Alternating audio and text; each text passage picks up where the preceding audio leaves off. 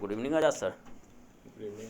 क्या बात है, पूरा दम तैयार हुआ हो, कहीं से जा रहे हैं कि कहीं से आ रहे हैं? नहीं नहीं, क्लास लेने जाना है इसलिए थोड़ा सा प्रिपेयर हो रहे कर रहे अच्छा, हैं क्लास थोड़ा। लेने जा रहे हैं। तो क्लास लेने जा रहे हैं तो ई वाला भी चैप्टर कंप्लीट कर देते हैं, टॉपिक सॉरी, कि पानीपत का हम लोग फर्स्ट सेकंड पढ़ लिए थे। सेकंड पानीपत के बारे में बता दीजिए, कि युद्ध के बारे में। सेकंड तो बतला दिया था ना, आई थिंक थर्ड थर्ड वाला थर्ड बचा हुआ वाला, हाँ था। सॉरी, थर्ड वाला। थर्ड वाला बचा हुआ था। हाँ। तो तीसरा पानीपत का जो युद्ध होता है ना, वो 14 फरवरी 1761 को होता है। ये युद्ध मराठा साम्राज्य और अहमद शाह अब्दाली, जिसका दूसरा नाम अहमद शाह दुर्रानी भी होता है, इन दोनों के बीच में लड़ा जाता है। इस युद्ध में दोआब के अफगान, रुहेला अफगान जो होते हैं वो, और अवध के नवाब फुजाउदौला, ये दोनों अफगानी सेना, कहने का अर्थ हुआ अहमद शाह अब्दाली के सेना का ये साथ देते हैं।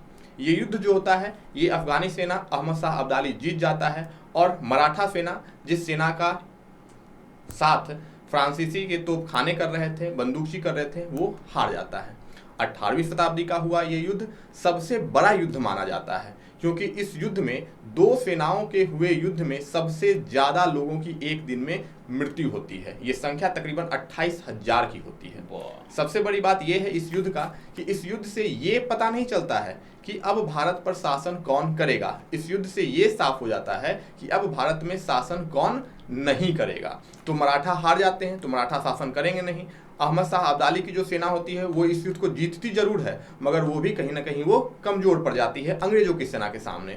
और अंग्रेजी सत्ता का जो रास्ता होता है भारत पर वर्चस्व स्थापित करने का, अपना साम्राज्य विस्तार करने का, वो रास्ता इसका साफ हो जाता है, और अगले शासक के रूप में, अगला साम्राज्य के रूप में अंग्रेजी सत्ता उभरती है। अच्छा सर, इस पर एक और क्वेश्चन बन सकता है कि 14 तारीख को, 14 फरवरी को इसका बैटल हुआ, तो